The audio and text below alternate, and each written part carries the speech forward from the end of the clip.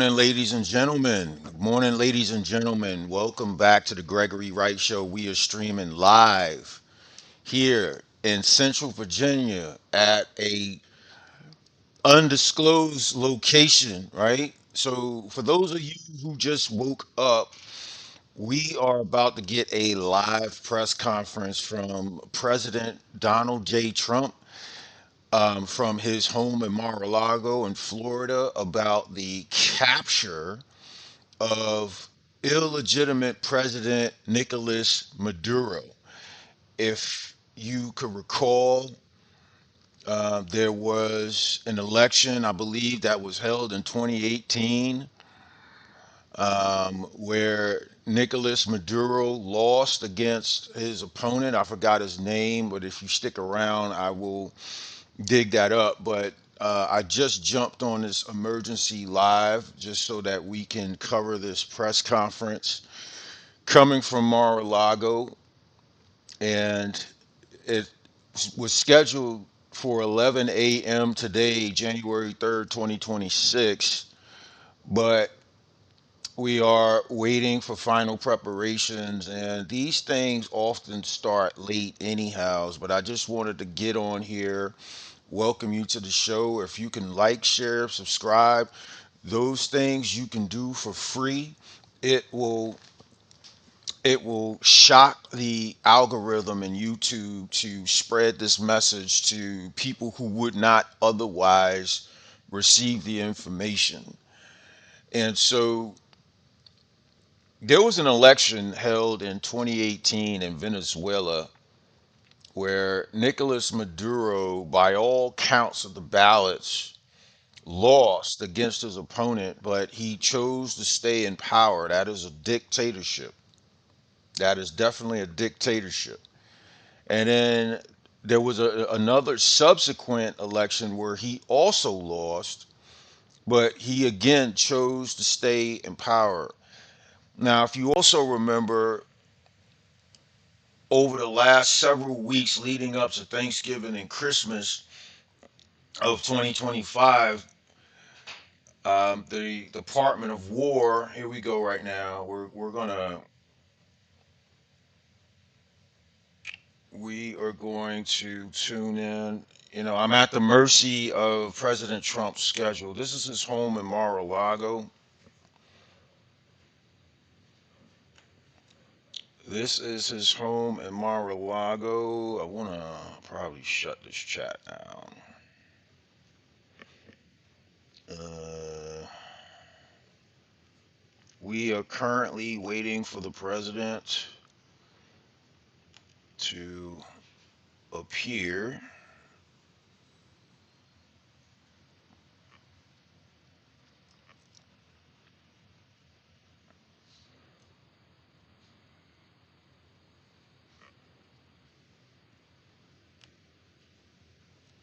We are currently waiting for the president to appear. There you see the empty podium. But if you remember, several weeks leading up to the strikes, the narco boat strikes coming from Venezuela to deliver deadly drugs to U.S. shores, there was a whole lot of controversy about the legal aspect of the U.S. striking those drug boats. And of course, you have the naysayers on the Democratic side that of course blame Trump for illegal activity, blame Pete Hegseth for illegal activity, all in the name of smearing Trump and making him seem like he's illegitimate, that people associated with President Trump and his cabinet are illegitimate, and everything that they do is illegal, which is false. The smear campaign continues with Trump. And as we wait for him to approach the podium, we will enact the sound feature of this. I probably need to get rid of the closed caption because it's kind of annoying.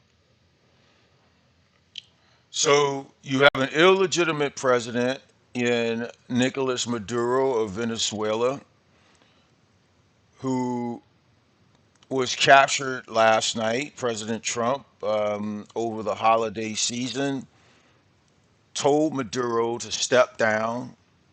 He gave him a little bit of a timeline to step down from the presidency, but Nicolas Maduro chose not to step down. So, over the midnight hours last night, President Trump and the Department of War, Pete Hegseth, and others, Marco Rubio, Secretary of State, and our brave men and women of the armed forces um, conducted a mission to um, go to Maduro's place of rest. I'm not sure if it was his home. I'm not sure if it was um, a secondary area where he was hiding out. But over the midnight hours, our brave men and women of the United States Armed Forces reached out, grabbed Nicolas Maduro and his wife, took them into custody, and flew them out of the country. And later on, we're going to get into now what? Okay? Now what?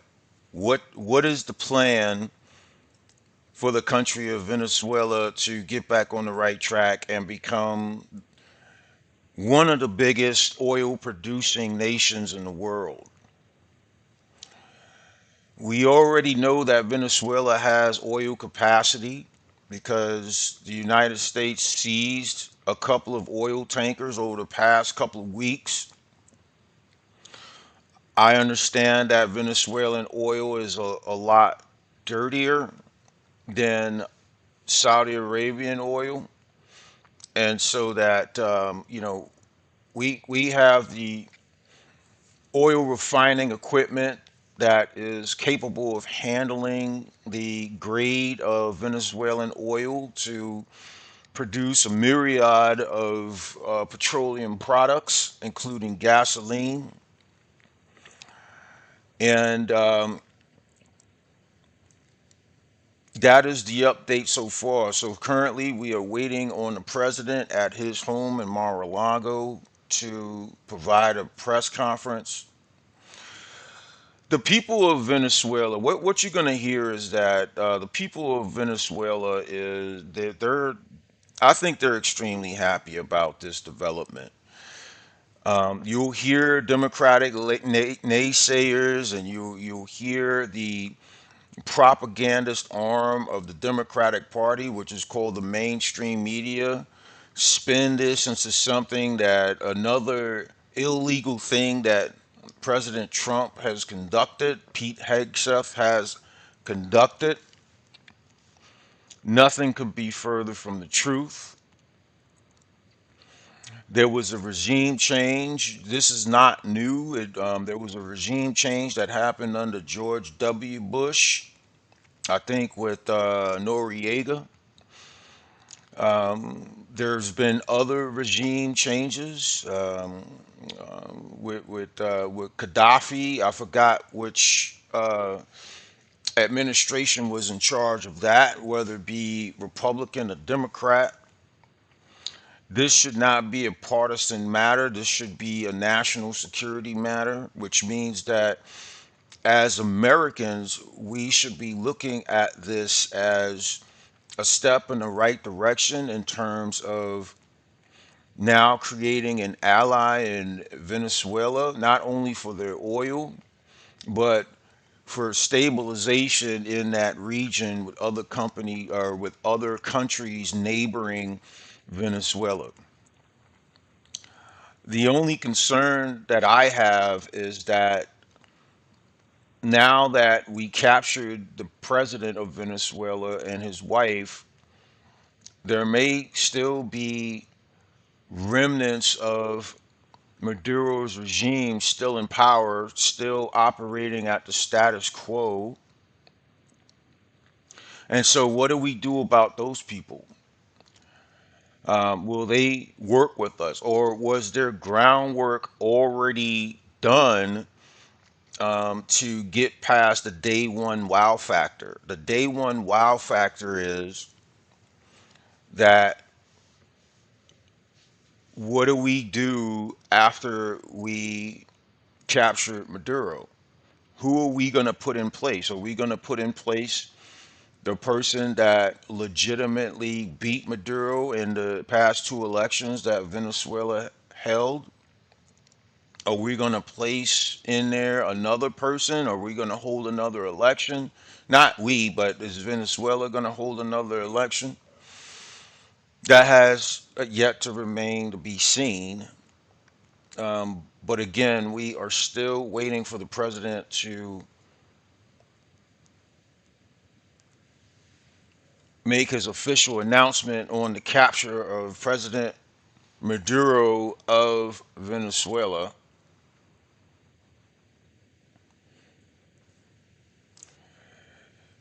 Thank you guys for joining me. I don't see who you are, but I do have three viewers. I can't see your names, I can't see your faces, so please feel free to stay on for the ride.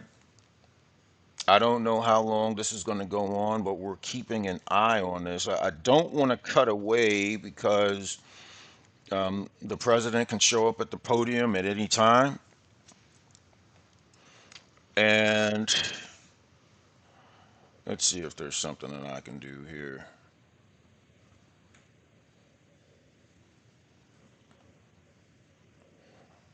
Um, let's see.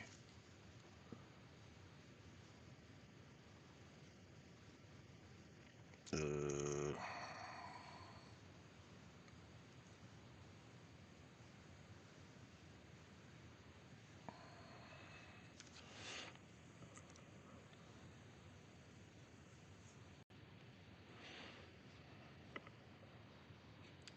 all right. While we are waiting for the president to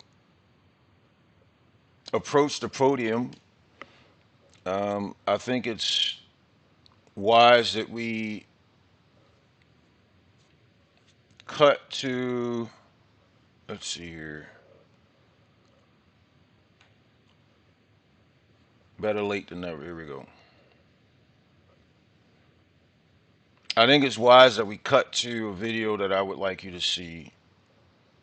Is John Bolton, who served as national security advisor in the first Trump administration.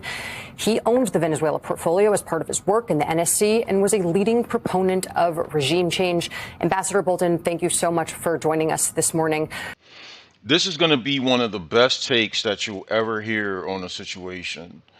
John Bolton, again, you heard that he was President Trump's former national security advisor during Trump's first administration. And John Bolton is under investigation for his involvement with the, I believe, is the Russia collusion hoax, which was a hoax. And John Bolton is being investigated. And of course, John Bolton over the years is not a big fan of Trump. So MS Now, formerly known as MSNBC, got John Bolton on their network to see if they can tease out from him some Trump bashing language about the situation in Venezuela. And I gotta tell you, he didn't fall for the bait. I'm surprised that his message, his delivery, his information was true, was true north. And I appreciate that about every professional. I appreciate that about every professional. But while we're waiting, we'll get into this video right here. Joining us now on the phone is John Bolton, who served as national security advisor in the first Trump administration. He owned the Venezuela portfolio as part of his work in the NSC and was a leading proponent of regime change. Ambassador Bolton, thank you so much for joining us this morning. We have a lot of questions for you as someone who probably post-administration has the most insight into what regime change in Venezuela might look like. Why do you think Trump ultimately took action against Maduro now and didn't in 2019? And with all this conversation about the day after plans, what do you think needs to happen now?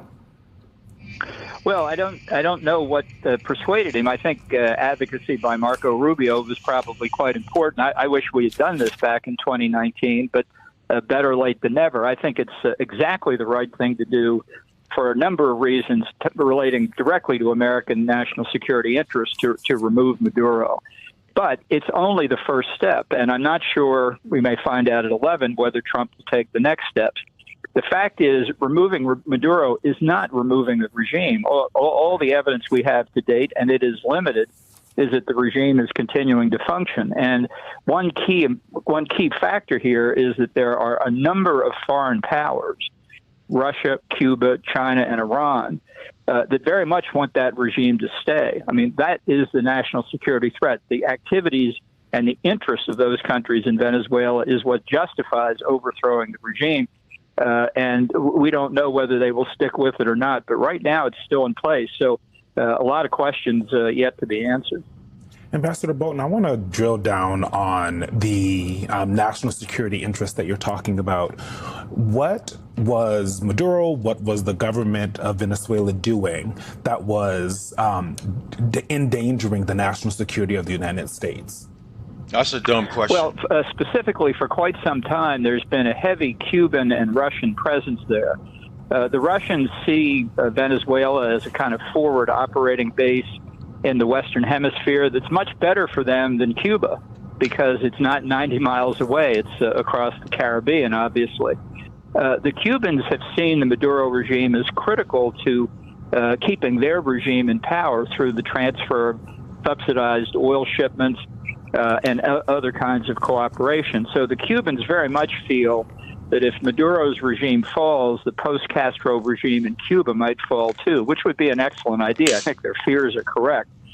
The Chinese, who seek access to petroleum anywhere in the world, have the capacity to rebuild the deteriorated oil infrastructure in Venezuela, make Venezuela again a much more effective oil producer that the Chinese would take full benefit of. And the Iranians, for a long time, their embassy in Caracas has been their largest embassy in the world.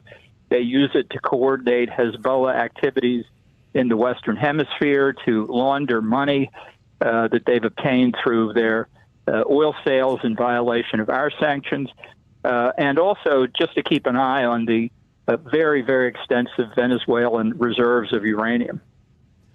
Really quickly, I heard you mention Russia, Cuba, China, Iran, all of those countries kind of their partnership with Venezuela being the threat. But what is Venezuela itself doing to endanger the national security of the United States and the American people? Well, the regime of Maduro, the Chavez-Maduro regime, really has allowed all this to happen. And as a base of operations just for Hezbollah alone in the Western Hemisphere, that endangers regional stability that obviously affects us. There is one other small point here, and that's the fate of the Venezuelan people who have suffered under this dictatorship, the loss of political freedom, the terrible economic deprivation they're suffering. If we had acted this way 6 years ago, Venezuela might be a much better country for its people. The people might actually be governing there today, and they have that prospect if Trump's willing to follow through. We just don't know the answer to that yet. Ambassador, I want to bring up something you said a moment ago where you said removing Maduro is not removing the regime. So is it possible for the administration to claim success if the regime is still in place?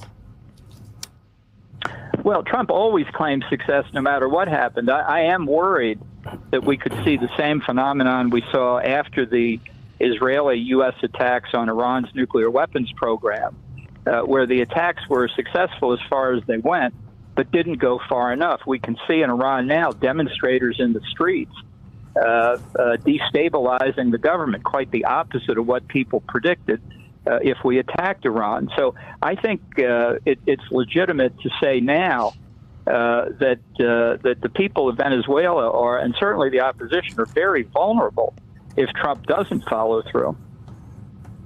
Would you say that narco terrorism, what this current administration has been alleging as wrongdoing by Maduro, is the primary interest in ousting him for the American people, as Trump has consistently alleged, or is it those other interests that you outlined to Eugene, countering China, Well, I think it's Iran, the other interest. Russia? I think the narco terrorism argument is a legitimate concern in some respects, particularly for operations in Colombia next door.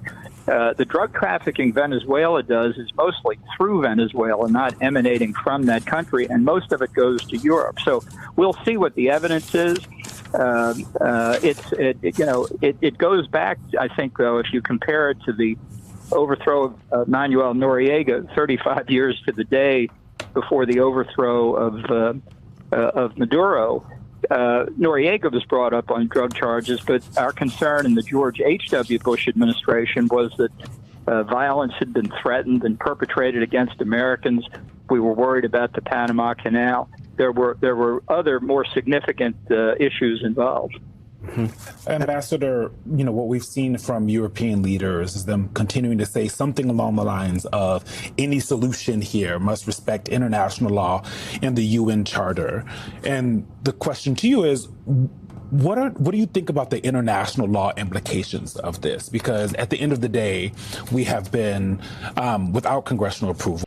Hey, wait for it. This is probably going to be this whole video is a very, very good take on the Maduro situation.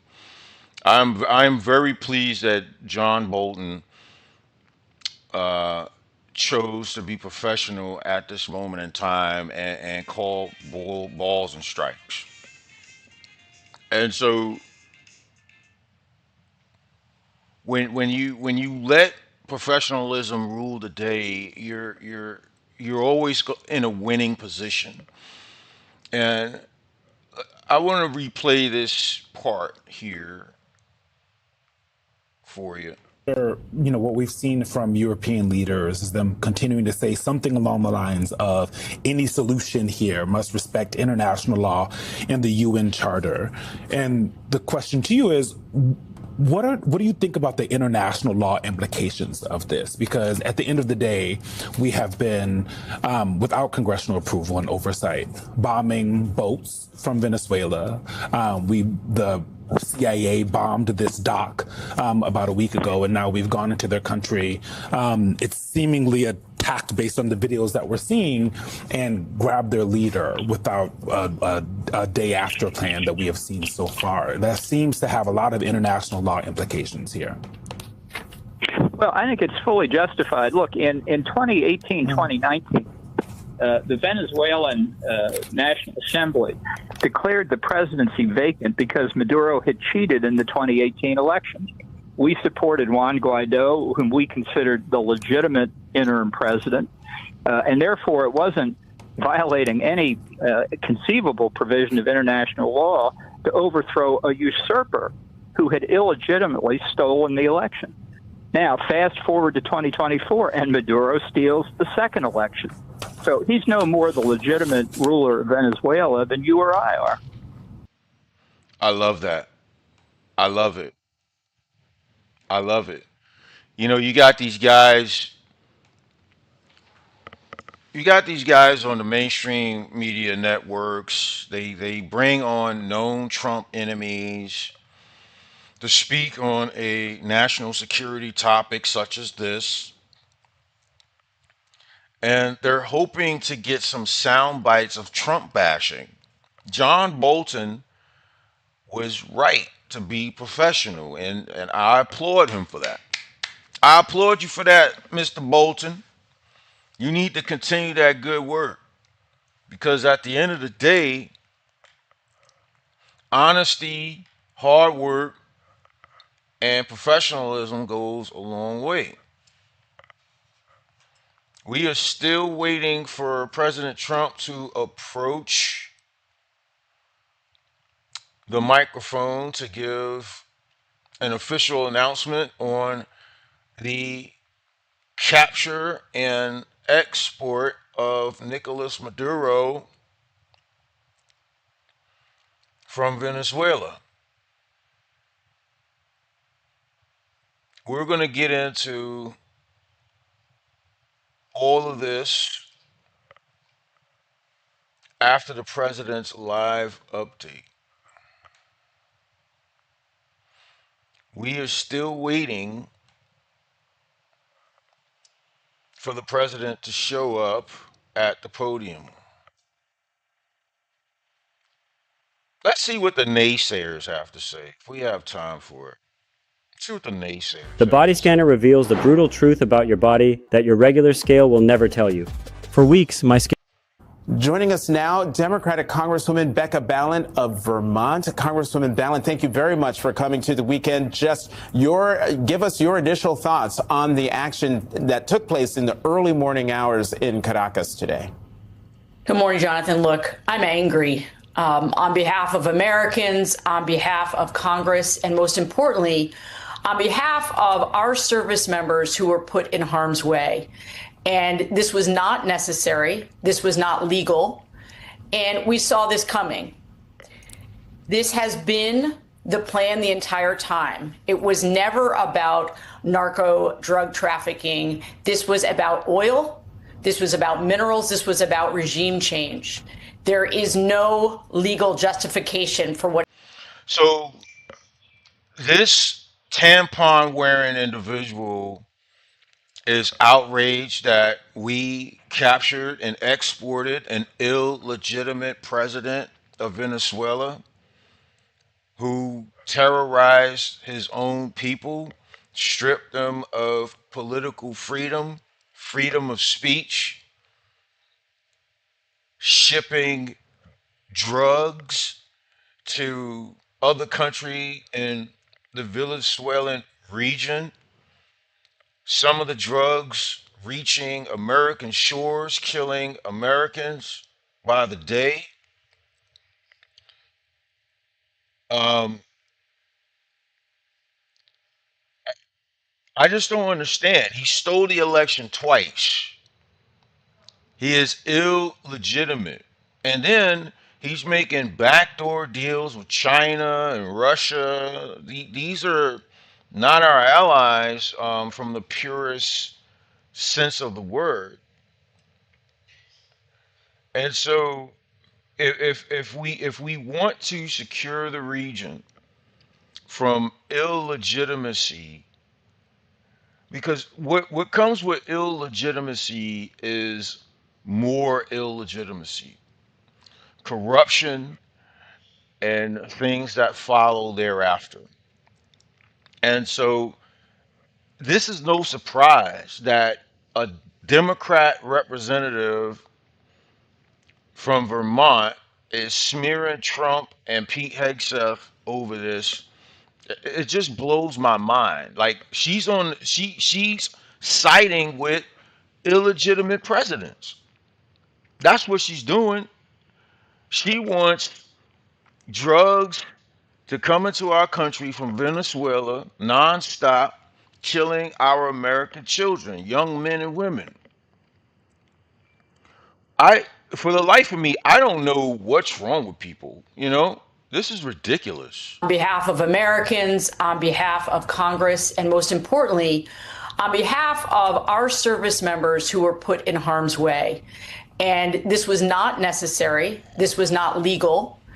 And we saw this coming.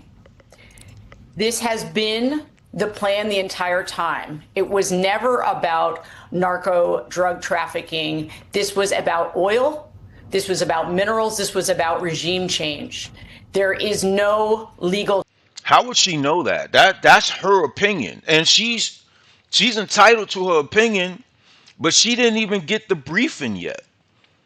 She didn't get any intelligence briefings. I'm assuming she didn't. This is all performative. that she's doing on TV right now. This is all performative. My question to her would be, hey, did you receive an intelligence briefing? Do you know the context of what's been going on with Venezuela? Do you know that Nicolas Maduro was illegitimately installed? He installed himself to be the president for many years, since 2018. There were no servicemen and women harmed in that attack, or the extraction, I should say. Well, I mean, there were attacks on ports and stuff like that, but it's from aircraft. No boots on the ground. It was done from the air.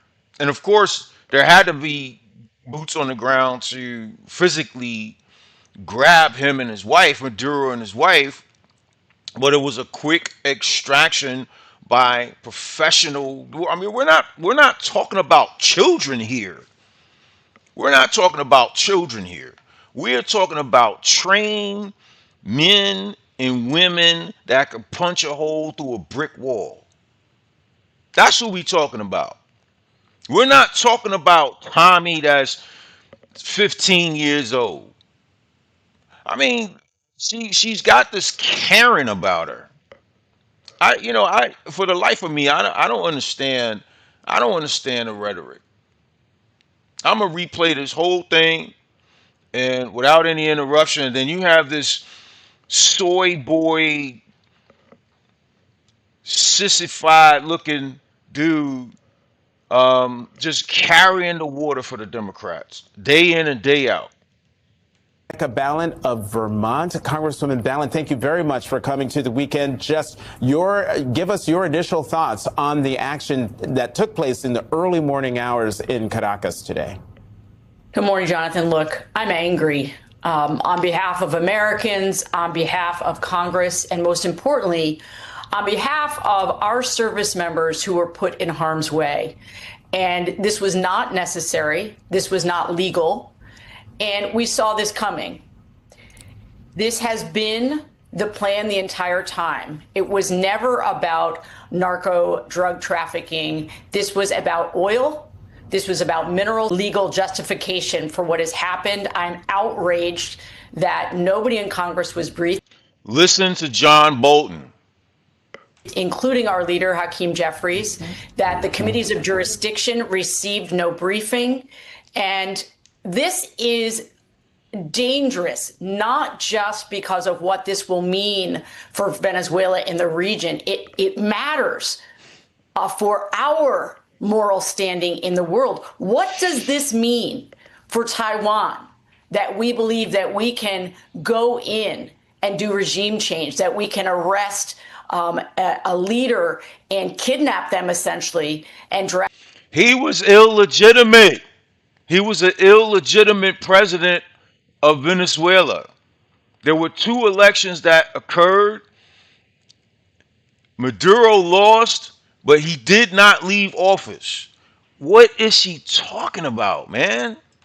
Them to the United States. What does that mean for Ukraine? Damn. This matters not just in this instance, but what it means globally. And this is not what Americans want. They voted for this president in part because he said he was not interested in more foreign wars. And this runs completely counter to what he ran on. And I'm angry. You can hear.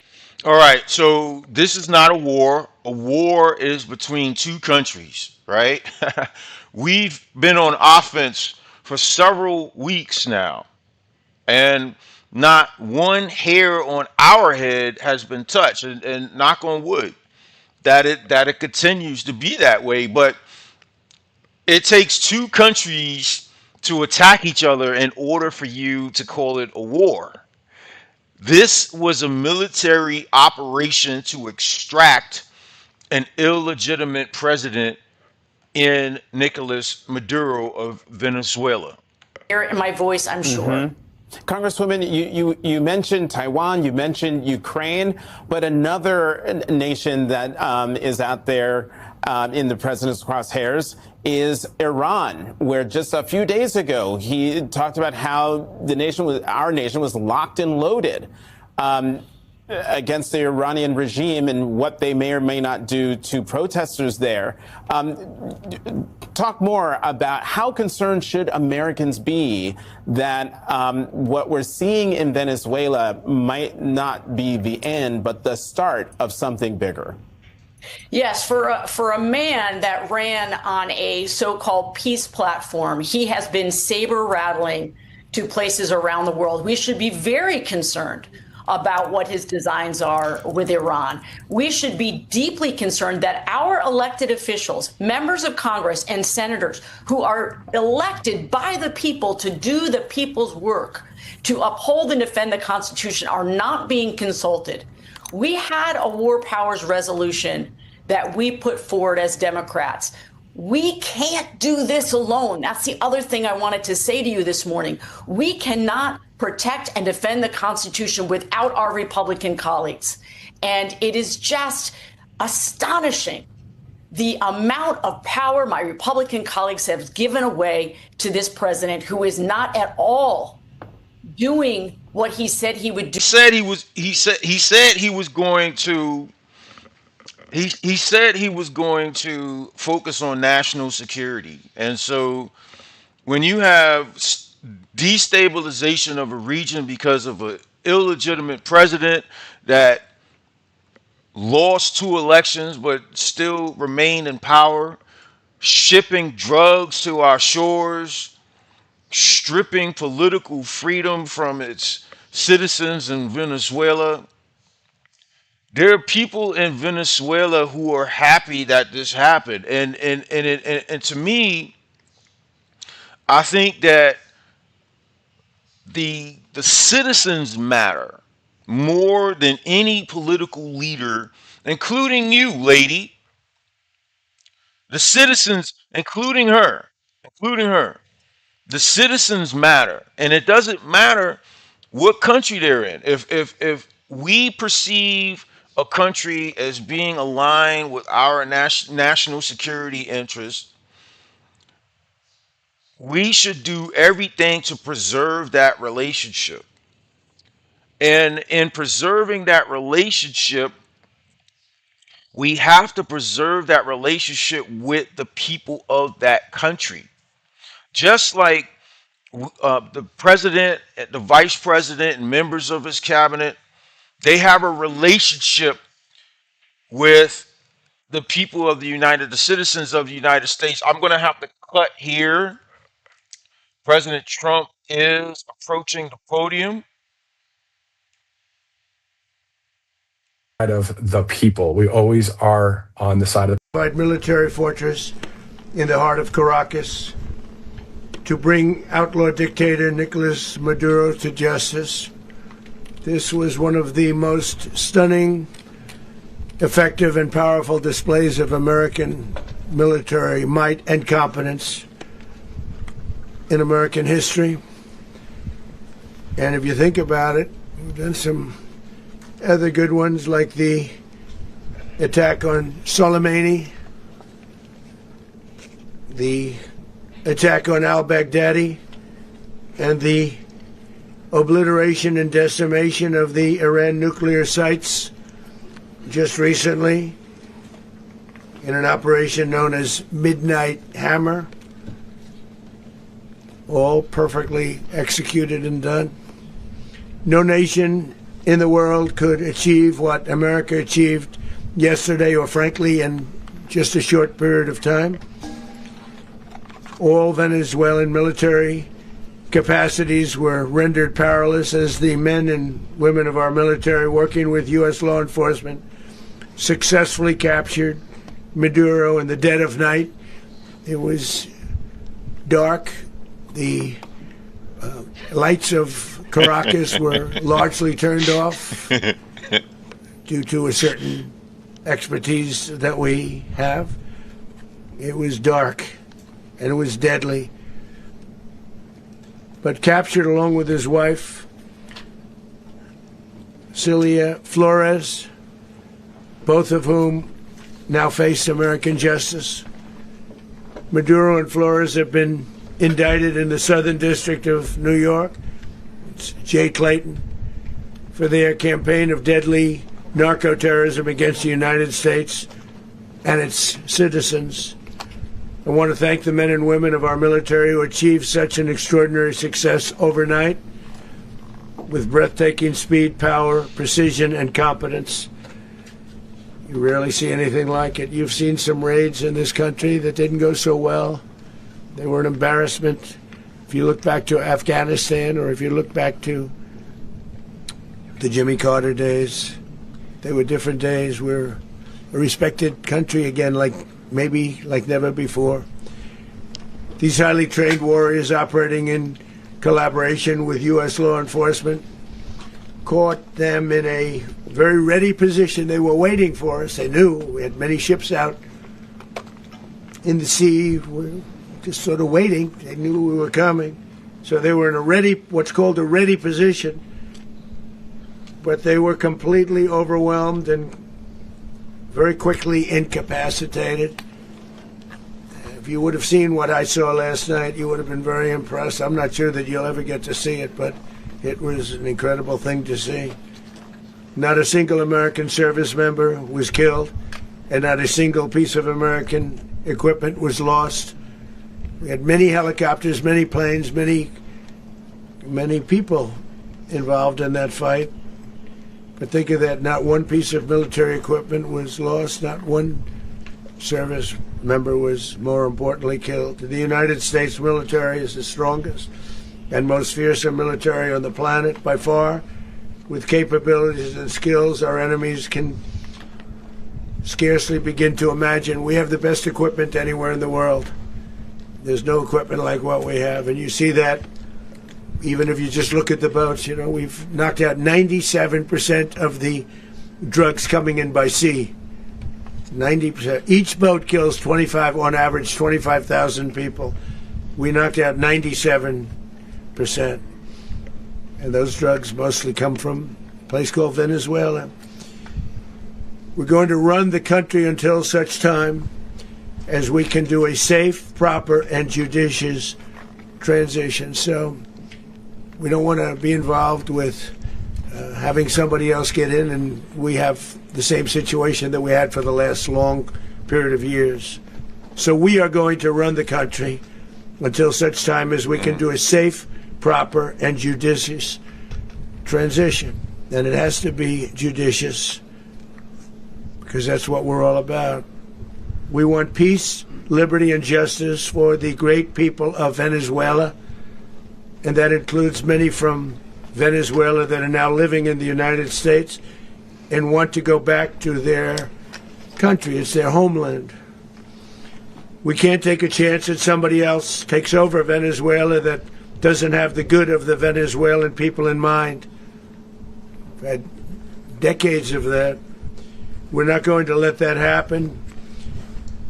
We're there now, and what people don't understand, but they understand as I say this, we're there now, but we're going to stay until such time as the proper transition can take place. So we're going to stay until such time as we're going to run it, essentially, until such time as a proper transition can take place. As everyone knows, the oil business in Venezuela has been a bust, a total bust, for a long period of time. They were pumping almost nothing by comparison to what they could have been pumping and what could have taken place. We're going to have our very large United States oil companies, the biggest anywhere in the world, go in, spend billions of dollars, fix the badly broken infrastructure, the oil infrastructure, and start making money for the country. And we are ready to stage a second and much larger attack if we need to do so. So we were prepared to do a second wave if we needed to do so. We actually assumed that a second wave would be necessary, but now it's probably not. The first wave, if you'd like to call it that, the first attack was so successful, we probably don't have to do a second, but we're prepared to do a second wave, a much bigger wave, actually. This was pinpoint, but we have a much bigger wave that probably won't have to do. This partnership of Venezuela with the United States of America, a country that everybody wants to be involved with because of what we were able to do and accomplish, will make the people of Venezuela rich, independent, and safe. And it will also make the many, many people from Venezuela that are living in the United States extremely happy. They suffered. They suffered. So much was taken from them. They're not going to suffer anymore. The illegitimate dictator Maduro was the kingpin of a vast criminal network responsible for trafficking colossal amounts of deadly and illicit drugs into the United States. As alleged in the indictment, he personally oversaw the vicious cartel known as Cartel de las Solas, which flooded our nation with lethal poison, responsible for the deaths of countless Americans, the many, many Americans. Hundreds of thousands over the years of Americans died because of him. Maduro and his wife will soon face the full might of American justice and stand trial on American soil. Right now they're on a ship. They'll be heading to ultimately New York, and then a decision will be made, I assume, between New York and Miami or Florida. But we have people where the overwhelming evidence of their crimes will be presented in a court of law. And I've seen it. I've seen what we have. It's both horrible and breathtaking that something like this could have been allowed to take place. For many years after his term as president of Venezuela expired, Maduro remained in power and waged a ceaseless campaign of violence, terror, and subversion against the United States of America, threatening not only our people, but the stability of the entire region. And you all saw it. In addition to trafficking gigantic amounts of illegal drugs that inflicted untold suffering and human destruction all over the country, all over in particular the United States, Maduro sent savage and murderous gangs, including the bloodthirsty prison gang Tren de Aragua, to terrorize American communities nationwide. And he did indeed. They were in Colorado. They took over apartment complexes. They cut the fingers off people if they called police. They were brutal, but they're not so brutal now. And I just have to congratulate our military, Pete and everybody, and our National Guard, because the job that they've done, whether it's in Washington, D.C., where we have a totally safe city, where it was one of the most unsafe cities anywhere in the world, frankly, and now we have no crime in Washington, D.C. We haven't had a killing. We had the terrorist attack a few weeks ago. A little bit of a different kind of a threat, but we haven't had a killing in a long period of time, 6-7 months. We used to have two, on average, 2 a week in Washington, our capital. We don't have that anymore. The restaurants are opening. Everyone's happy. They're going, they're walking their daughters, they're walking their children, their wives, and walk to restaurants. Restaurants are opening all over Washington, D.C. He forgets about the Coast Guard, not the Coast Guard, but the National Guard female that got killed in an attack right around the holidays. Memphis, Tennessee right now, and crime is down. We've just sort of started a few weeks ago, but crime is down now 77%. And the governor of Louisiana called, great person, and he wanted us to help him, as you know, in a certain very nice part of Louisiana, and we have done that. It was a rough section, and we have crime down. I understand it's down to almost nothing already after 2.5 weeks. New Orleans, it's down to almost nothing. And we've only been there for 2.5 weeks. Can't imagine why governors wouldn't want us to help. We also helped, as you know, in Chicago, then crime went down a little bit there. We did a very small help because we had no working ability with the governor. The governor was a disaster and the mayor was a disaster, but it knocked down crime. But we're pulling out of there. When they need us, we'll know. You'll know. You'll be writing about it. And likewise, Los Angeles, where we saved Los Angeles early on, where the head of the police department made a statement that if the federal government didn't come in, we would have lost Los Angeles. That's long after the fires. That's when they had the riots in Los Angeles. We did a great job. Got no credit for it whatsoever, but that's okay. It doesn't matter. We don't need the credit. But we'll be pulling out when they need us. They'll call, or we'll go back if we have to. We'll go back. But we did a great job in various cities. But the place that we're very proud of is Washington, D.C., because it's our nation's capital. We took it from being a crime-ridden mess to being one of the safest cities in the country. But the gangs that they sent raped, tortured, and murdered American women and children. They were in all of the cities I mentioned, Tren de Aragua. And they were sent by Maduro to terrorize our people, and now Maduro will never again be able to threaten an American citizen or anybody from Venezuela. There will no longer be threats.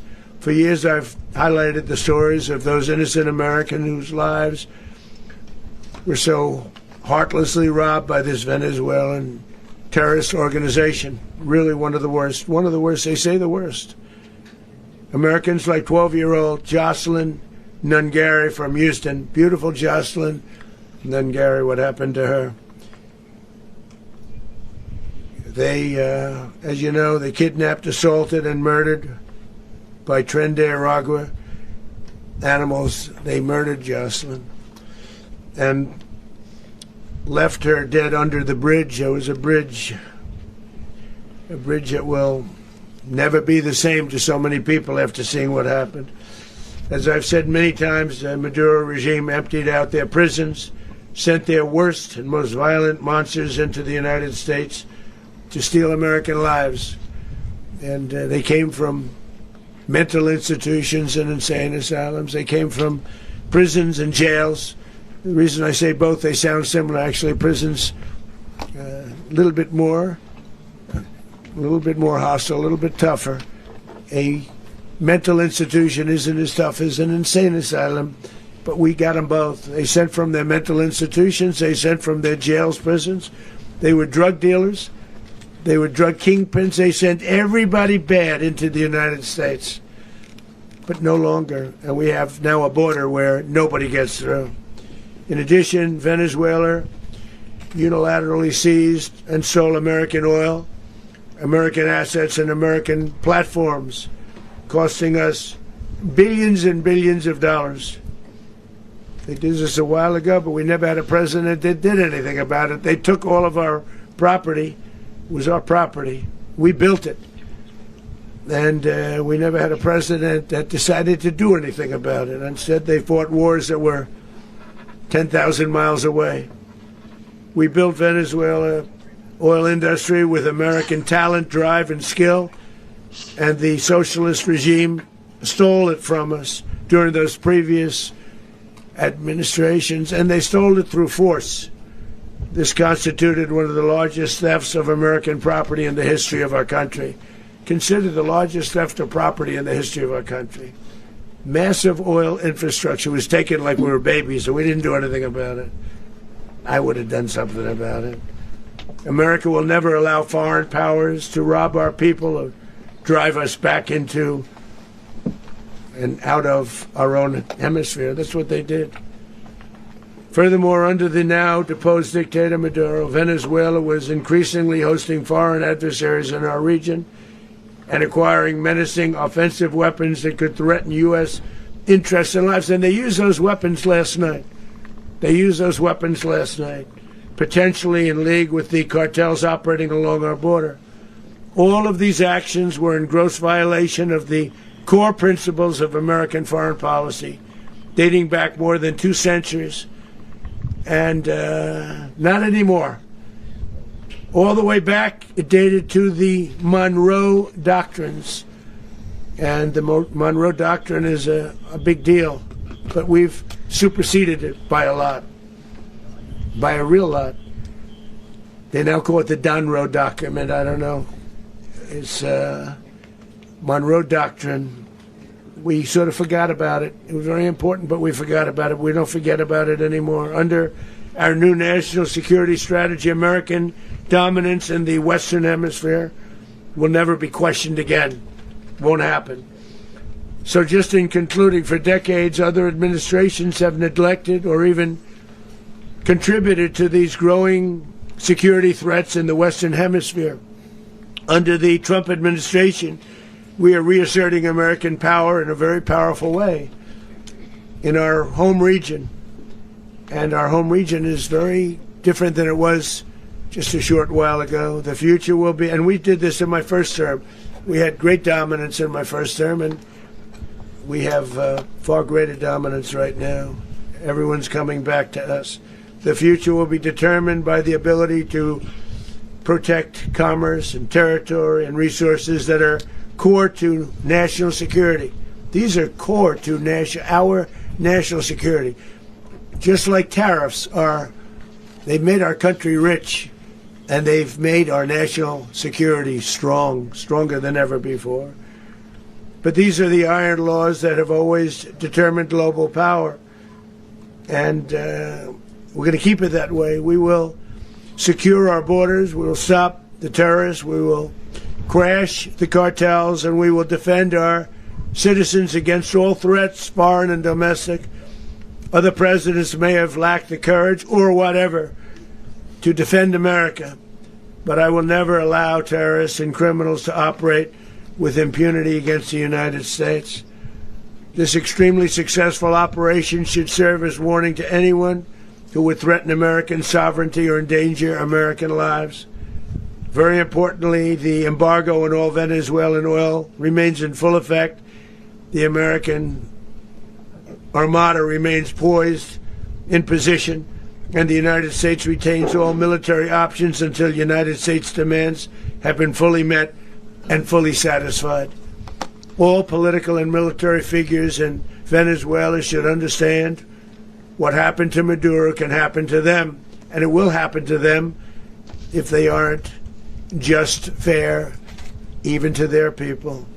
The dictator and terrorist, Maduro, is finally gone in Venezuela. People are free. They're free again. It's been a long time for them, but they're free. America is a safer nation this morning. It's a prouder nation this morning because it didn't allow this horrible person and this country that was doing very bad things to us. It didn't allow it to happen. And the Western Hemisphere is right now a much safer place to be. So I want to thank everybody for being here.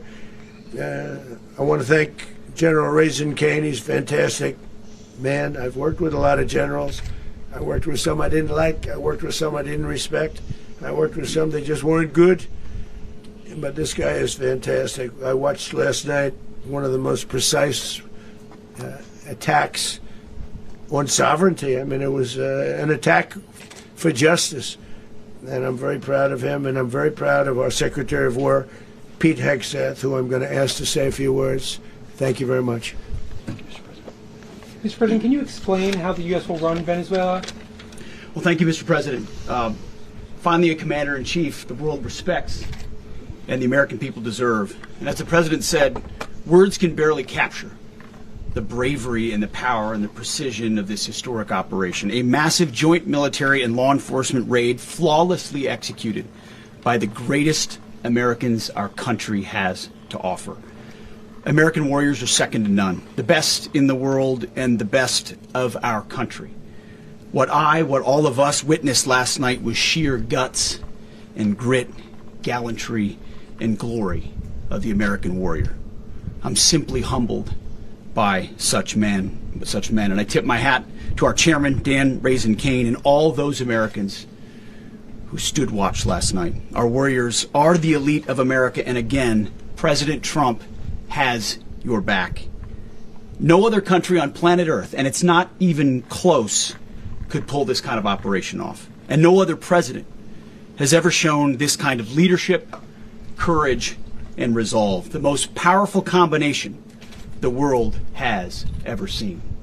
As the president said, our adversaries remain on notice. America can project our will anywhere, anytime. The coordination, the stealth, the lethality, the precision, the very long arm of American justice, all on full display in the middle of the night. Nicolas Maduro had his chance, just like Iran had their chance, until they didn't and until he didn't. He effed around and he found out.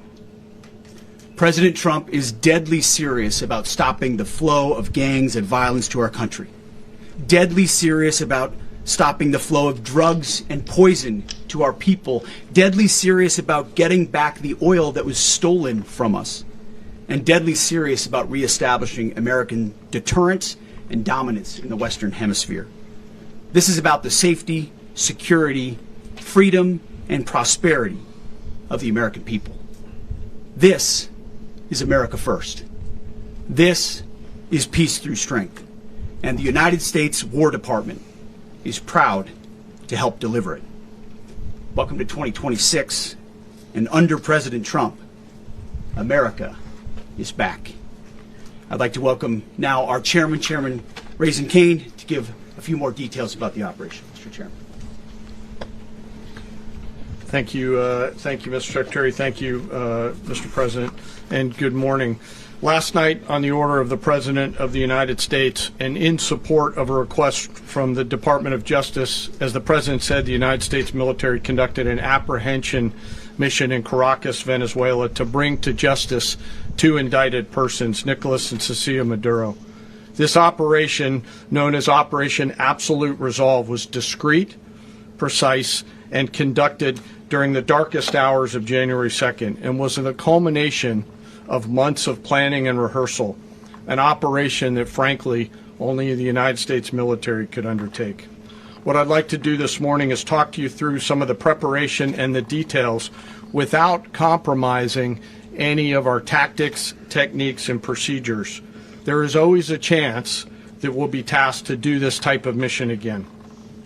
Our interagency work began months ago and built on decades of experience of integrating complex air, ground, space, and maritime operations.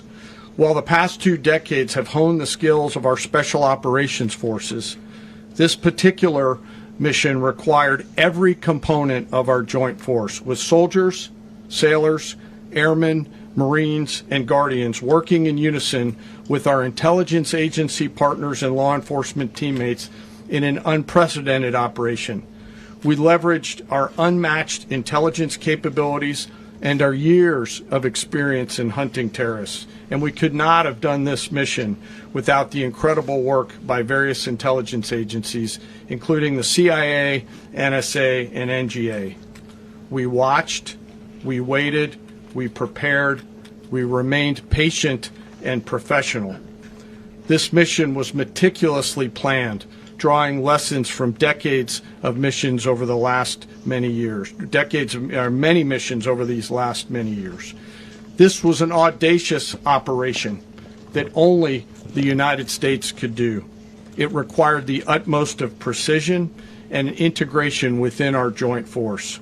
And the word integration does not explain the sheer complexity of such a mission.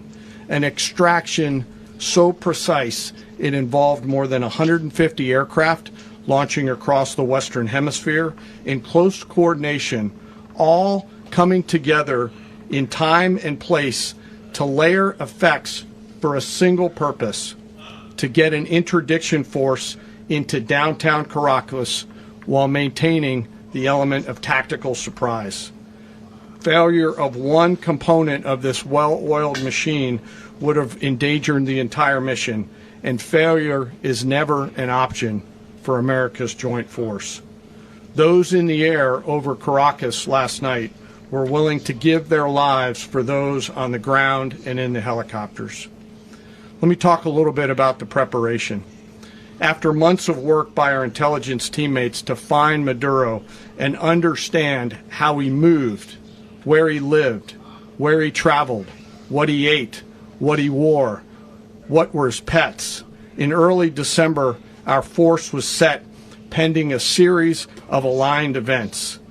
Key was choosing the right day to minimize the potential for civilian harm and maximize the element of surprise and minimize the harm to the indicted personnel so, as the president said, they could be brought to justice. And as the president said earlier today, weather in Venezuela is always a factor this time of the year. And over the weeks through Christmas and New Year's, the men and women of the United States military sat ready, patiently waiting for the right triggers to be met and the president to order us into action. Last night, the weather broke just enough, clearing a path that only the most skilled aviators in the world could maneuver through. Ocean, mountain, low cloud ceilings, but when tasked with a mission, this organization does not quit. At 10:46 p.m. Eastern Time last night, the President ordered the United States military to move forward with this mission. He said to us, and we appreciate it, Mr. President, good luck and Godspeed. And those words were transmitted to the entire Joint Force. Over the course of the night, aircraft began launching from 20 different bases on land and sea across the Western Hemisphere. In total, more than 150 aircraft, bombers, fighters, intelligence, reconnaissance, surveillance, rotary wing were in the air last night. Thousands and thousands of hours of experience were airborne. Our youngest crew member was 20, and our oldest crew member was 49, and there's simply no match for American military might. As the night began, the helicopters took off with the extraction force, which included law enforcement officers, and began their flight into Venezuela at 100 feet above the water. As they approached Venezuelan shores, the United States began layering different effects provided by Spacecom, Cybercom, and other members of the interagency to create a pathway. Overhead, those forces were protected by aircraft from the United States Marines, the United States Navy, the United States Air Force, and the Air National Guard. The force included F-22s, F-35s, F-18s, EA-18s, E-2s, B-1 bombers, and other support aircraft, as well as numerous remotely piloted drones. As the force began to approach Caracas, the Joint Air Component began dismantling and disabling the air defense systems in Venezuela, employing weapons to ensure the safe passage of the helicopters into the target area. The goal of our air component is, was, and always will be to protect the helicopters and the ground force and get them to the target and get them home. As the force crossed the last point of high terrain where they'd been hiding in the clutter, we assessed that we had maintained totally the element of surprise. As the helicopter force ingressed towards the objective at low level, we arrived at Maduro's compound at 1:01 a.m. Eastern Standard Time, or 2:01 a.m. Caracas local time, and the apprehension force descended into Maduro's compound and moved with speed, precision, and discipline towards their objective, and isolated the area to ensure the safety and security of the ground force while apprehending the indicted persons. On arrival into the target area, the helicopters came under fire, and they replied with that fire with overwhelming force in self-defense. One of our aircraft was hit but remained flyable, and as the President said earlier today, all of our aircraft came home, and that aircraft remained flyable during the rest of the mission. As the operation unfolded at the compound, our air and ground intelligence teams provided real-time updates to the ground force, ensuring those forces could safely navigate the complex environment without unnecessary risk. The force remained protected by overhead tactical aviation. Maduro and his wife, both indicted, gave up and were taken into custody by the Department of Justice, assisted by our incredible U.S. military with professionalism and precision, with no loss of U.S. life. After securing the indicted persons, the force began to prep for departure. Helicopters were called in to exfiltrate the extraction force, while fighter aircraft and remotely piloted aircraft provided overhead coverage and suppressive fire. There were multiple self-defense engagements as the force began to withdraw out of Venezuela. The force successfully exfiltrated and returned to their afloat launch bases, and the force was over the water at 3:29 a.m. Eastern Standard Time with indicted persons on board. And both Maduro and his wife were embarked aboard the USS Iwo Jima. In closing, what we've witnessed today is a powerful demonstration of America's joint force. We think, we develop, we train, we rehearse, we debrief, we rehearse again and again, not to get it right, but to ensure that we cannot get it wrong. Our jobs are to integrate combat power so when the order comes, we can deliver overwhelming force at the time and the place of our choosing against any foe anywhere in the world. I am immensely proud today of our joint force and filled with gratitude to represent them here today. There is simply no mission too difficult for these incredible professionals and the families that stand by them and support them. As we stand here this morning, our forces remain in the region at a high state of readiness, prepared to project power, defend themselves, and our interests in the region. This operation is a testament to the dedication and unwavering commitment to justice and our resolve to hold accountable those who threaten peace and stability.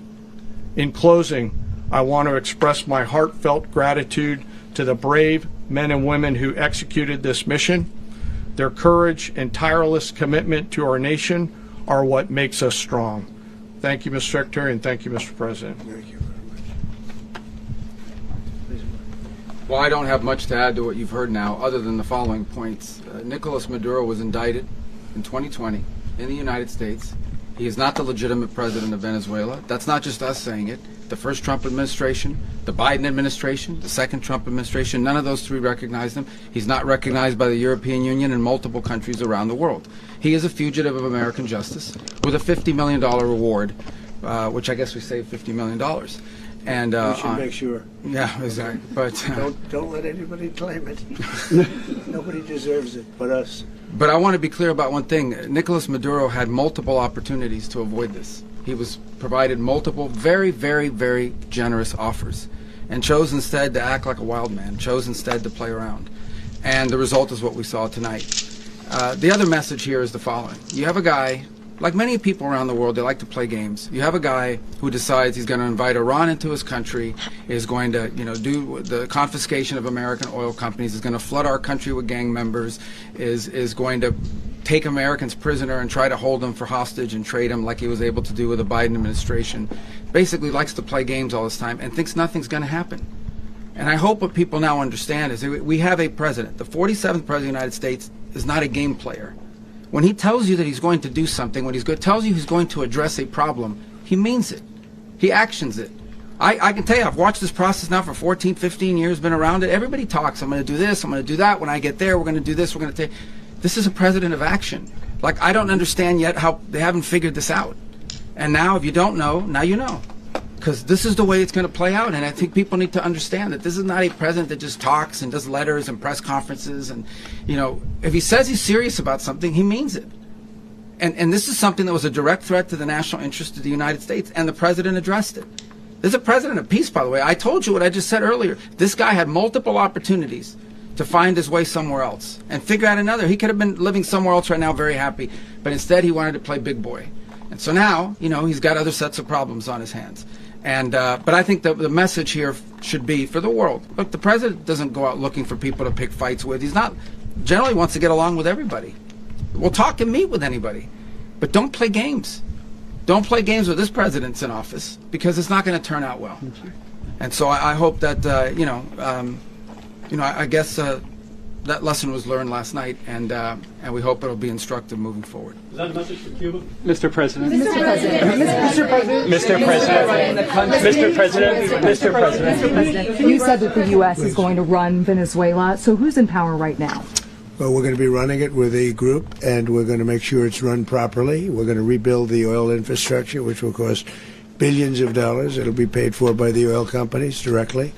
They will be reimbursed for what they're doing, but it's going to be paid. And we're going to get the oil flowing the way it should be. As you know, it was just a minor flow. It was actually a minor flow for what they have. But we're going to run it properly, and we're going to make sure the people of Venezuela are taken care of. We're going to make sure the people that were forced out of Venezuela by this thug are also taken care of. Mr. President. Mr. President. Mr. President. Mr. President. President, does the U.S. running the country mean that U.S. troops will be on the ground? How will that work? Well, you know, they always say boots on the ground. Oh, so we're not afraid of boots on the ground if we have to have. We had boots on the ground last night at a very high level, actually. We're not afraid of it. We don't mind saying it. But we're going to make sure that that country is run properly. We're not doing this in vain. This is a very dangerous attack. This is an attack that could have gone very, very badly. Could have gone very badly. We could have lost a lot of people last night. We could have lost a lot of dignity. We could have lost a lot of equipment. The equipment is less important, but we could have lost a lot. And we're going to make sure that this is proper. We're there now. We're ready to go again if we have to. We're going to run the country right. It's going to be run very judiciously, very fairly. It's going to make a lot of money. We're going to give money to the people. We're going to reimburse people that were taken advantage of. We're going to take care of everybody. It's very important. We couldn't let them get away with it. You know, they stole our oil. We built that whole industry there, and they just took it over like we were nothing. And we had a president that decided not to do anything about it. So we did. Mr. President, can you explain the exact mechanism by which you're going to run the country? Are you going to designate a U.S. official to coordinate? It's all being done right now. We're designating people. We're talking to people. We're designating various people, and we're going to let you know who those people are. Mr. President. What's the group you mentioned that would run Venezuela? Well, it's largely going to be, for a period of time, the people that are standing right behind me. We're going to be running it. We're going to be bringing it back. It's a dead, I talk about a dead country. A year and a half ago, we were a dead country. Now we're the hottest country anywhere in the world. We're a country doing better than any country anywhere in the world. And it required leadership. Venezuela has a lot of bad people in there, a lot of bad people that shouldn't be leading. We're not going to take a chance that one of those people take over for Maduro. So you can look at, and others, we have fantastic people, including people in the military. So we're going to have a group of people running it until such time as it can be put back on track, make a lot of money for the people, and give people a great way of life, and also reimbursement for people in our country that were forced out of Venezuela. Mr. President. Rubio would be. You said earlier today that you weren't going to back Machado to come back and be the opposition leader in your Fox and Friends interview. And then you also mentioned the vice president of Venezuela. Are you going to work with the vice president of Venezuela, or how do you foresee the relationship going? I understand she was just sworn in, but she was, as you know, picked by Maduro. So Marco's working on that directly. He just had a conversation with her, and she's essentially willing to do what we think is necessary to make Venezuela great again. Very simple. Mr. President, Colombian President Gustavo Petro, a couple weeks ago, he said he's got to watch his ass. And today, he said he's not concerned about anything happening to him in the aftermath of this operation. So, just what your message is about that? Well, he has cocaine mills. And yeah, I think I stick by my first statement. He's making cocaine. They're sending it into the United States. So he does have to watch his ass. Mr. President, did you notify any members of Congress in advance? Marco, do you want to talk about that? Because you were involved in it. Sure. We call members of Congress immediately after. This was not the kind of mission that you can do congressional notification on. It was a trigger-based mission in which conditions had to be met night after night. We watched and monitored that for a number of days.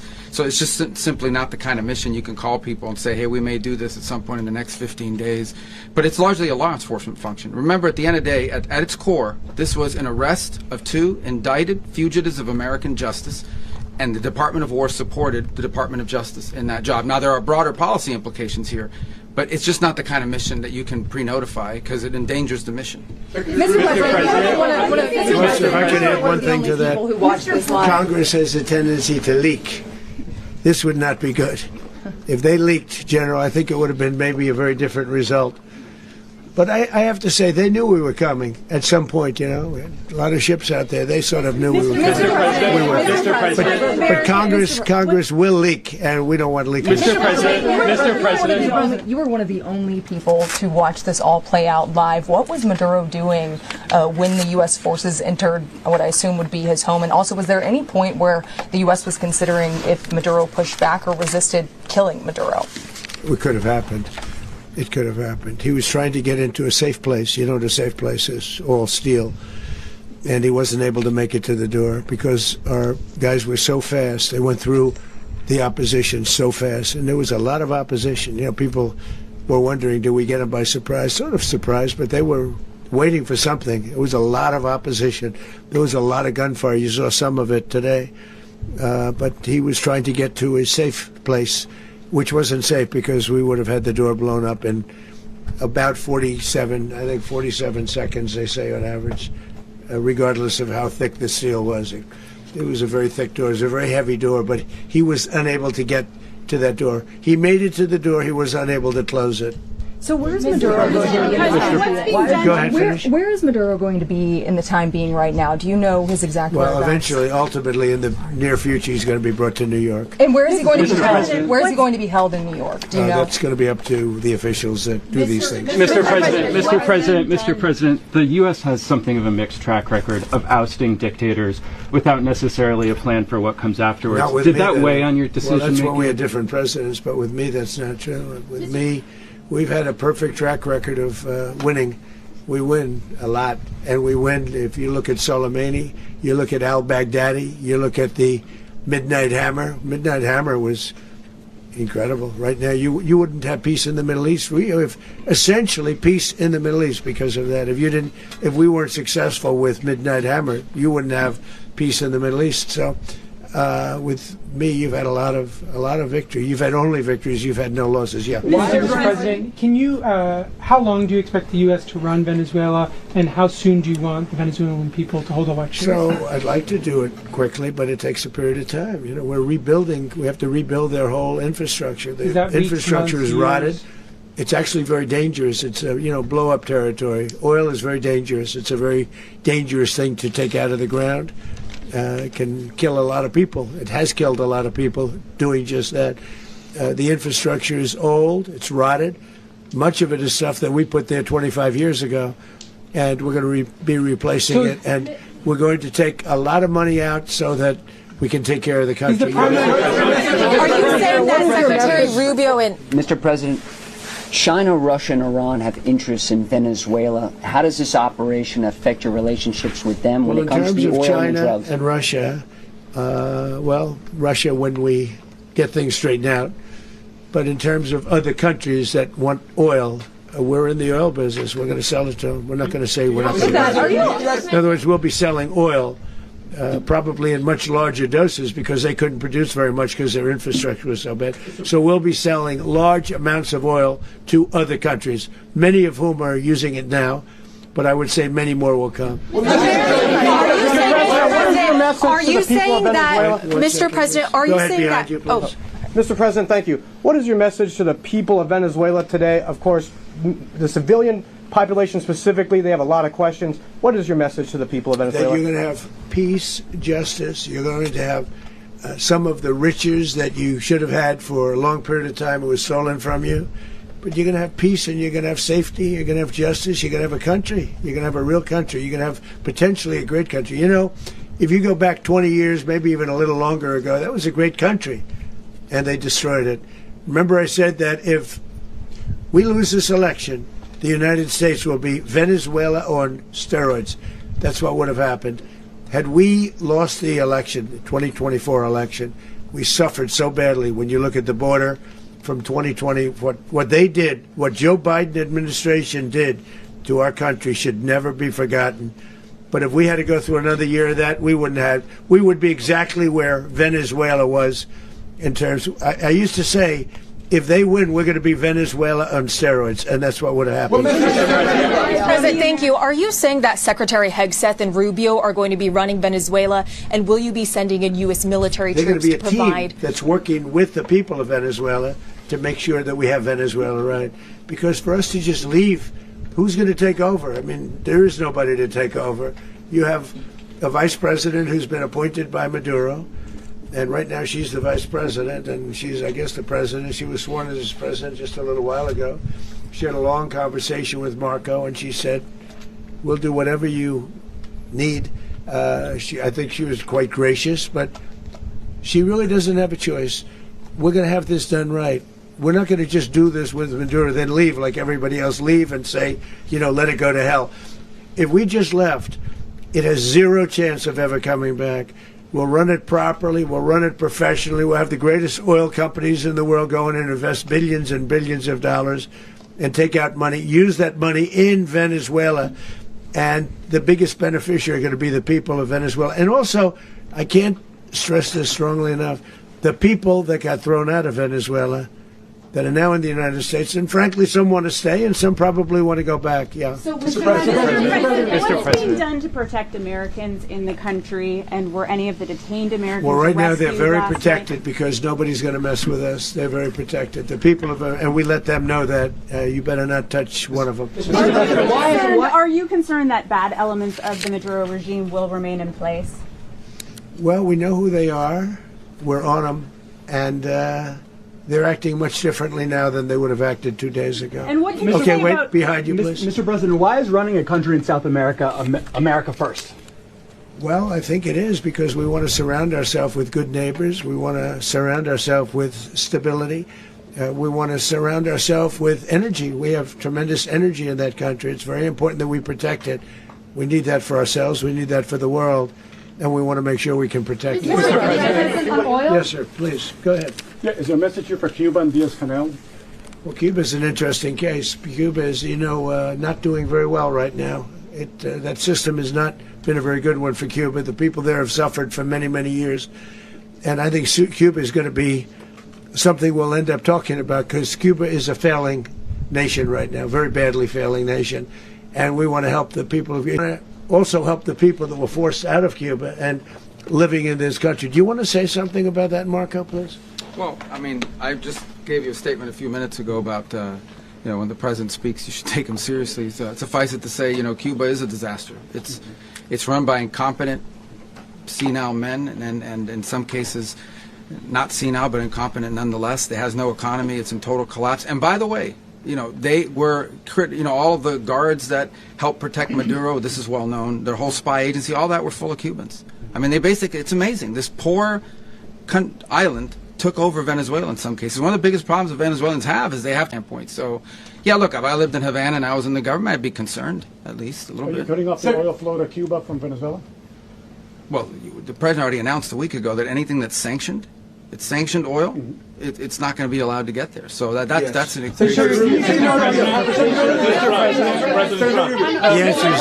answer is yes. Mr. President, is the U.S. aware of the location of opposition leader Machado, and have you been in contact with her? No, we haven't. Really, no, we haven't. Mr. President, on Monday. I think it would be very tough for her to be the leader. She doesn't have the support within or the respect within the country. She's a very nice woman, but she doesn't have the respect. Mr. President, is it possible that the U.S. ends up administrating Venezuela for years? Well, it won't cost us anything because the money coming out of the ground is very substantial, so it's not going to cost us anything. So the U.S. isn't going to dedicate money to... Well, we want safety there. We want to be surrounded by countries that aren't housing all of our enemies all over the world. That's what was happening, and you don't want to have that. But we're going to be rebuilding, and we're not spending money. The oil companies are going to go in. They're going to spend money. We're going to take back the oil that, frankly, we should have taken back a long time ago. A lot of money is coming out of the ground. We're going to get reimbursed for all of that. We're going to get reimbursed for everything that we spend. So it's going to be a very important. This is a very big evening that took place last night. We have to be surrounded by safe, secure countries, and we also have to have energy very important. We have to have energy that's real energy, not where they're getting 4% and 5% of the energy out of the ground. You take a look. It was such a disaster. So what's going to happen with Venezuela, I think, over the next period of a year is going to be a great thing. And the people of Venezuela will be the biggest beneficiaries. Mr. President, U.S. military. Mr. President, thank you. What did you last speak to Maduro about when you spoke? And is the Well, US I don't want to at get war into with the Venezuela? conversations, but I did have conversations with him, and I said, you got to surrender. And I actually thought he was pretty close to doing so, but now he wished he did, yeah. Mr. President, can you explain, you said that Maduro is responsible for drug trafficking. You recently pardoned the former president of Honduras who was convicted on many drug trafficking. Can you explain how these two situations are different? And would you ever pardon Maduro? I endorsed, as you know, the winning president, the man who won in Honduras. I endorsed the man who won in Chile. I endorsed the man who won in Argentina. And we are doing very well with that whole group. What the man that I pardoned was, if you could equate it to us, he was treated like the Biden administration treated a man named Trump. That didn't work out too well for them. This was a man who was persecuted very unfairly. He was the head of the country. He was persecuted very unfairly. And there are a number of them. And we felt that it was a very unfair situation that happened to him. He's also a party member of the man who won. So obviously the people liked what I did. And one of the reasons that was done is because of the fact that the party in power felt very strongly that that man was treated very badly. I studied it very quickly, and then I studied it in great detail. I went to a lot of the people standing behind me, and they felt that that man was persecuted and treated very badly. That's why I gave him a pardon. Mr. President, you referenced boots on the ground earlier. Can you just sort of button this up? Do you envision the U.S. military having a presence in Venezuela as the U.S. runs that country? No, we're going to have a presence in Venezuela as it pertains to oil, because we have to have, we're sending our expertise in. So you may need something, not very much. But no, we're going to be taking out a tremendous amount of wealth out of the ground. And that wealth is going to the people of Venezuela and people from outside of Venezuela that used to be in Venezuela. And it goes also to the United States of America in the form of reimbursement for the damages caused us by that country. So I want to thank you all very much. Thank you. Do you have one? Yes, please. You were so nice before. I'm going to give you the final question. Go ahead. Thank you, Mr. President. Unless it's a bad question, in which case I'll go one more. It's about who? It's about Putin, if you want. About Putin? Well, okay. That's always nice. You had a phone. You had a phone call with him on Monday. Did he talk at all about Maduro? Did y'all talk about this? No, we didn't. We never spoke about Maduro. Are you mad at him right now? I mean, there's this I'm not intelligence. thrilled with Putin. I'm not thrilled with Putin. He's killing too many people. There was that intelligence. I thought that would be so. I settled 8 1/4 war. You know what the 1/4 was? Thailand and Cambodia. I did it again. They broke out, and I did it in about 5 hours, and I settled it. I'm giving myself 1/4, so I'm up to now 8 1/4. In other words, I settled the war, but then they broke out. They had a pretty bad breakout over the last 4 days. I got them to go back to peace. So I only give 1/4. I thought the easiest one would be, one of the easier ones would be Russia, Ukraine. It's not. And they both have done some pretty bad things. And look, that's Biden's war. That's not my war. But I want to stop the lives. Did you see where last month, 30,000, it was 27,000 the month before. 30,000, mostly soldiers, were killed this last month. 30,000. I want to stop that. You know, I got NATO to pay 5% instead of the 2% that they weren't paying. They weren't paying 2, now they pay 5. And we send them a lot of munitions, we send them a lot of things, missiles and various other things, a lot. And they pay. The United States is not losing money. We're probably making money on that. It's the last thing I care about. I just want to stop all those people. We're losing 25, 30,000 human beings. They come from 2 places that are very far away. But if I can stop, because it's something I've been pretty good at doing, deals, I guess. It's all a deal. Life is a big deal. But if I can stop that war and stop 30,000 young people, in addition to the fact that people are being killed in Kiev, people are being killed in other cities throughout, a much smaller number, but they're being killed, viciously killed. So I'm not happy about it. I thought that would be something that would get solved. We have Mr. Witkoff here. I think that we're making progress, but that's a war that should have never happened. If I were president, it would have never happened. Putin says it. Everybody says it. If I were president, that would have never happened. But I inherited that war. That was Joe Biden, Zelensky, and Putin. I came into the situation, and it's a mess. And I will say this. I watched an operation last night that was so precise, that was so brilliant.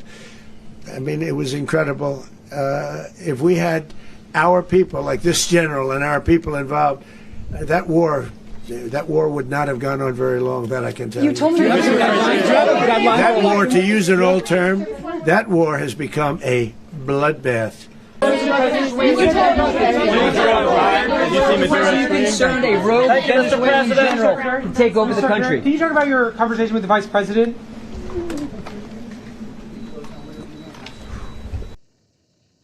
All right. All right, guys, time to wrap this up. You heard it. Let's just do a recap, right? So when President Trump, he was the first to speak at the podium. He said that the United States is going to run the country of Venezuela until they could find someone to appoint to become the president that will work with the United States and the United States interests in oil in that region. He spoke about using the vice president of Venezuela, who seems amenable to working with President Trump's administration to turn that country of Venezuela around.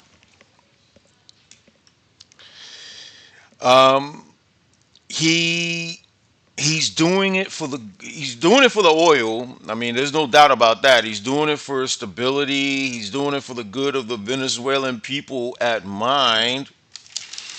He's doing it for the prosperity, the safety, the justice, and the peace of that region. Energy is a big deal, especially when you talk about artificial intelligence and all the energy that is going to take to run those data centers to support the AI effort in the United States and with our allies across the world. U.S. oil companies are going to, according to Trump, U.S. oil companies are going to take over Venezuelan oil. And the money that's going to be extracted from the ground is going to be pumped back into the country of Venezuela. In addition to the United States getting reimbursed for what we're spending on the infrastructure, on the restructuring, the innovation, the renovation of the oil infrastructure out there through our U.S. oil companies. You know, another thing that Trump said when he was at the podium was that Cartel de las Solas was trafficking drugs, illegal, deadly drugs, to the United States and to our allies across the world. You had an illegitimate president, which I mentioned almost an hour and a half ago. You had an illegitimate president in Maduro of Venezuela that held on to power despite Venezuelan citizens that voted otherwise. They voted for. Now, I got to get the name of that guy. While president, Maduro of Venezuela, Maduro released Tren de Agua into the United States, where they were reported that they took over huge portions of Colorado, project buildings, harassing Colorado citizens.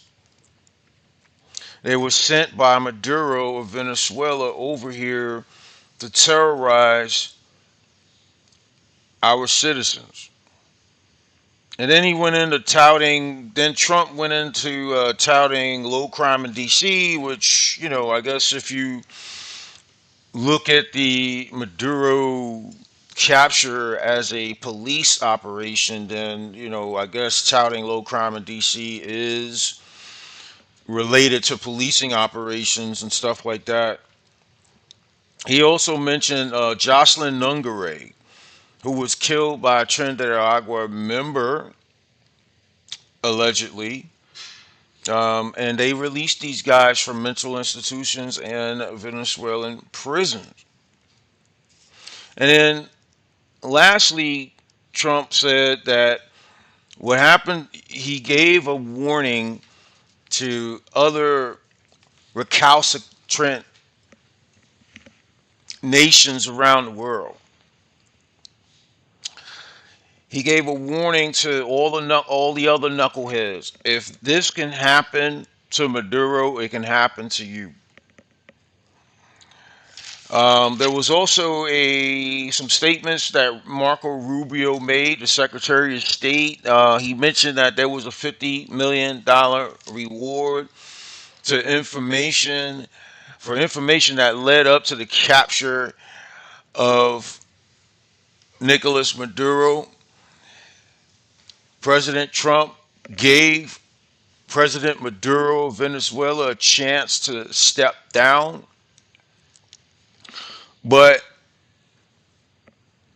Maduro chose not to step down, so he got captured, and I guess that he wished that he would have stepped down. And Marco Rubio also said that President Trump does not play games. Whatever he says, he's going to do.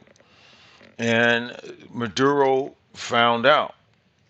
And Marco Rubio also said that he did not give advance notice to members of Congress because Congress has a tendency to leak information, and that leaked information would have led to a failed operation, and our servicemen and women in harm's way in terms of there would have been casualties on our side, and there would have been lost equipment. So, but you hear from the mainstream media, the propaganda arm of the radical left Democratic Party, spin this into something that what Trump is doing is illegal. I hope that they had a chance to watch this press conference, and I hope that they have a chance to link up with the Department of War and Marco Rubio and Pete Hegseth.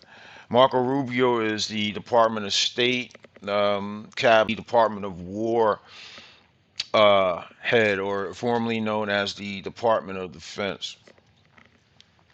And then the last thing, takeaway that a couple of last takeaways that I got from this was that the reason why, and John Bolton that I played at the beginning of this live stream, he hit the nail on the head. He said that this move was the right move. The only question remains, and we kind of got an answer. We just have to see how it works out.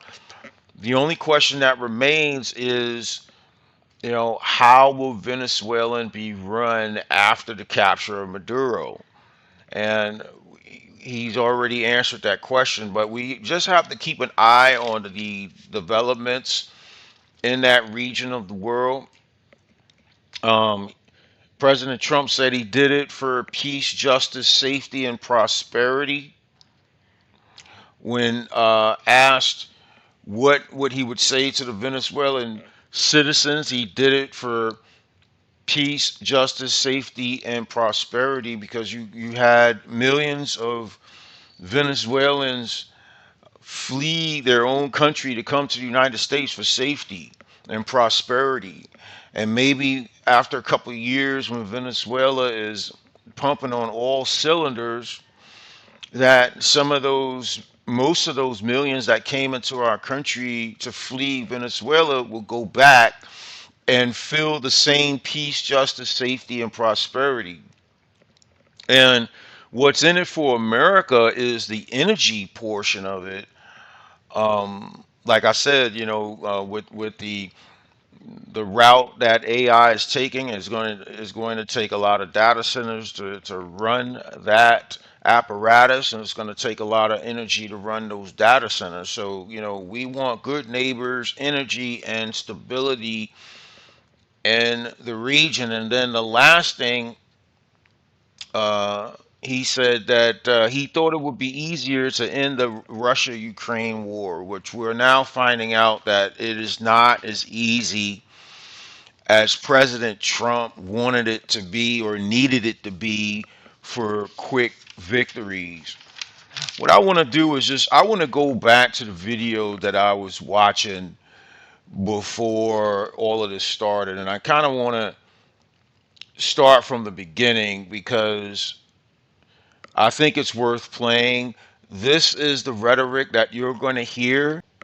This is the rhetoric that you're going to hear for the next several months. But no one's talking about the Epstein files anymore, folks. Trump is just moving too quickly for the narrative to take bite into the American hearts and minds. This second Trump administration is much different from the first one because the light speed at which President Trump is moving with his cabinet members and his supporters to get a lot of things accomplished within a short period of time. And so let's get into this video. Democratic Congresswoman Becca Balint of Vermont. Congresswoman Balint, thank you very much for coming to the weekend. Just give us your initial thoughts on the action that took place in the early morning hours in Caracas today. Good morning, Jonathan. Look, I'm angry on behalf of Americans, on behalf of Congress, and most importantly, on behalf of our service members who were put in harm's way. And this was not necessary. This was not legal. And we saw this coming. This has been the plan the entire time. It was never about narco drug trafficking. This was about oil. This was about minerals. This was about regime change. There is no legal justification for what has happened. I'm outraged that nobody in Congress was briefed, including our leader, Hakeem Jeffries, that the committees of jurisdiction received no briefing. And this is dangerous, not just because of what this will mean for Venezuela in the region. It matters for our moral standing in the world. What does this mean for Taiwan, that we believe that we can go in and do regime change, that we can arrest a leader and kidnap them essentially and drag them to the United States? What does that mean for Ukraine? This matters not just in this instance, but what it means globally. And this is not what Americans want. They voted for this president in part because he said he was not interested in more foreign wars. And this runs completely counter to what he ran on. And I'm angry. You can hear it in my voice, I'm sure. Mm-hmm. Congresswoman, you mentioned Taiwan, you mentioned Ukraine, but another nation that is out there in the president's crosshairs is Iran, where just a few days ago he talked about how our nation was locked and loaded against the Iranian regime and what they may or may not do to protesters there. Talk more about how concerned should Americans be that what we're seeing in Venezuela might not be the end, but the start of something bigger. Yes, for a man that ran on a so-called peace platform, he has been saber rattling to places around the world. We should be very concerned about what his designs are with Iran. We should be deeply concerned that our elected officials, members of Congress and senators who are elected by the people to do the people's work, to uphold and defend the Constitution, are not being consulted. We had a war powers resolution that we put forward as Democrats. We can't do this alone. That's the other thing I wanted to say to you this morning. We cannot protect and defend the Constitution without our Republican colleagues. And it is just astonishing the amount of power my Republican colleagues have given away to this president, who is not at all doing what he said he would do on behalf of the American people. And it is deeply, deeply troubling. And I would like to know why it is that we are waiting to 11 o'clock today to get any kind of press conference related to this, outrageous military action in the region. And my heart. I just hope that when the I just hope that when the press conference happens that you are there to watch it so you can, most of the answers to your questions are going to be solved if you watch that hour and a half long briefing. Goes out to all the Vermonters that have been deployed or in the region. And I also want to say the president saying in an offhanded remark on Fox News, a couple of our guys got hit. This isn't a game, Mr. President. This is about our service members who sign up to protect and defend the Constitution and not do your bidding on a whim overseas. Congresswoman, I have kind of a two-part question. One is that we have heard three different justifications for why the administration would do this, right? We have the narco arrest. Why the hell is he talking like that, man? You know what I'm saying? Like, I don't know, man. That's ridiculous, boy. You're a grown-ass man acting otherwise. That's what Pam Bondi has said. There's regime change, which others have said. We had Ambassador John Bolton on. To the weekend, just give us your initial of Trump doing this about this when he was there the first time. On John Bolton on narco arrest is that we have heard three. Congresswoman, I have kind of a two-part question.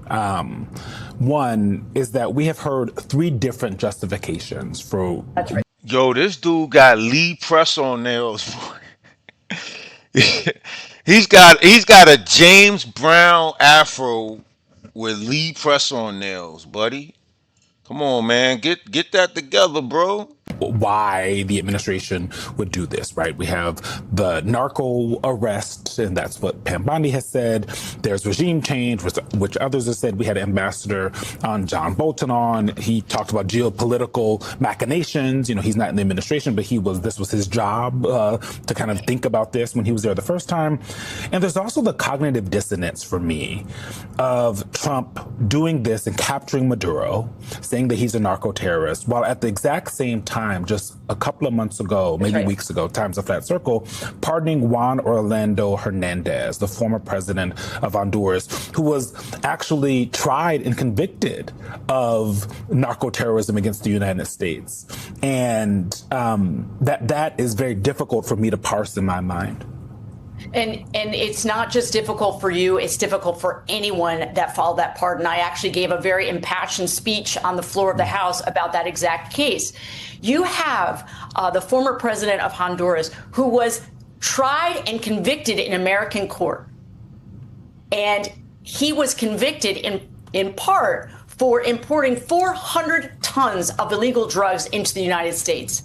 And this President Trump, who claims that we are fighting narco terrorists, pardoned him, gave him a full and complete unconditional pardon. So no, it isn't about narco terrorists. It isn't about trying to make Americans safe from illegal drugs coming. Well, that's your opinion.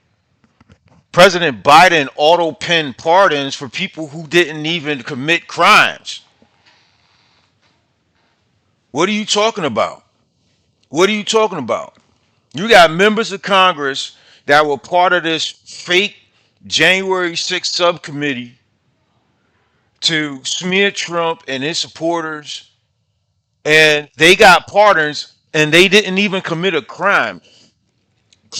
Pardons are for people who committed a crime. So is a preemptive pardon, does that mean that in the minds of Liz Cheney and others, the names can't come to my mind right now, But guys like people like Miss Cheney and others that did the sham sub select committee on January 6th, destroyed all the evidence, destroyed all the testimony from the witnesses, destroyed all the correspondence the witnesses, destroyed all the evidence. They got a preemptive pardon, and then there were about 1,500 people who were criminals that killed CIA agents and cops and stuff that President Biden at the time or his handlers used an auto pen to pardon all those people. Where was your outrage then? To our border. And, Susie Wiles, the chief of staff to the president, sort of gave up the game in the Atlantic interview when she said, we're going to keep blowing up boats until we bring Maduro, to his knees. This was never, ever about keeping Americans safe. And, I think in the weeks and months to come, we will see the financial implications of this. Well, we will also see whether or not there will be stability, peace, justice, safety, prosperity in the region, right? What financial implications? The only financial implications is that the U.S. oil companies are going to go in, they're going to renovate the oil infrastructure, and they're going to increase the capacity to get that oil out of the ground and into the supply chains, increase supply of oil so that the cost of oil in that region will aggregately come down when you have a lot of supply of that type of commodity. So much of what this president does is about wealth and power and money and lining his pockets. We have so many examples of this. And this president has no consistent plan for how we relate to the international world. Congresswoman, you brought up the chief of staff at the White House. She also told Vanity Fair in that article that a land strike in Venezuela would require congressional authorization. That's from the chief of staff herself, Congresswoman Becca Balin. Thank you so much for joining us this morning. All right, guys, we are going to end it right there. I gave you my summary.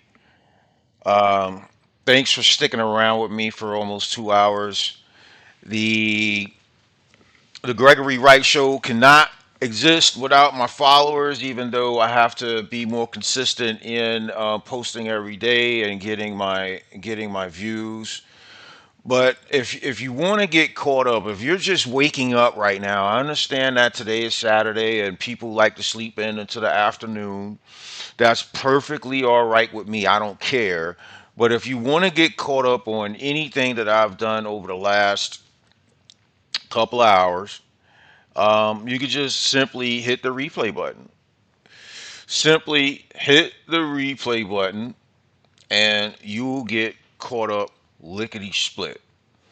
And so for now, I just want to sign off. I thank you very much for watching. And of course, I may do another live stream today just based on the developments of this huge story. But that remains to be seen. And I'll catch you on the next one. All right. Thank you.